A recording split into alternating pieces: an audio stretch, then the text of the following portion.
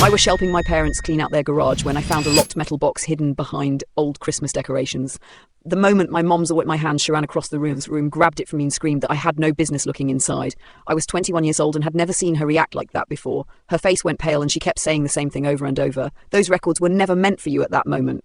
I knew whatever was inside that box was something she had spent years trying to hide. I grew up in a small town in Indiana with my mommy. Dad and my younger sister, we were the kind of family everyone thought was perfect.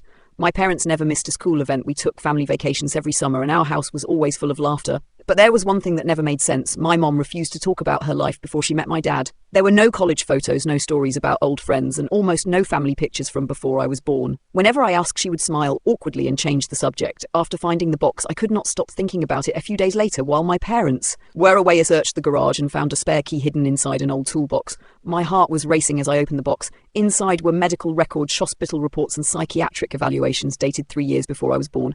I stared at the pages in disbelief. According to the record, spent nearly a year in a psychiatric hospital. The diagnosis pages described severe trauma, depression, and multiple suicide attempts. I felt sick. No one had ever told me any of this. When I confronted my parents that night, my dad immediately stepped in and said their records were private. My mom started crying and begged me to let go. They refused to answer any questions, but their silence only made things worse. Over the next month, I became obsessed with finding the truth. I searched through old newspapers, contacted distant relatives, and dug through public records. Every led to more questions. Then my grandmother finally broke. One evening she called me and said she could not keep these grit anymore. What she told me changed everything. Years before she met my father, my mother had been married to another man. Everyone thee was charming, successful and perfect. But behind closed doors, he was controlling, violent and manipulative. For years, she abused her emotionally and physically while convincing everyone around them that she was unstable. Whenever she tried to leave, he threatened her. Whenever she asked for help, he told people she was mentally ill. Eventually, he convinced doctors and even some family members that she was the problem. The hospital records it found were not proof that she was crazy. They were proof of what he had done to her. I was horrified. But the biggest shock came a week later while searching through old court archives. It found evidence my grandmother never knew existed. A sealed case file had recently been digitized. Inside were photographs, police reports and witness statements. The evidence showed my mother's sex-husband had been arrested years later after another woman accused him of the exact same abuse. Multiple victims came forward. Their stories matched my mother's almost word for word. The man who spent years convincing everyone she was unstable had actually been the predator all along.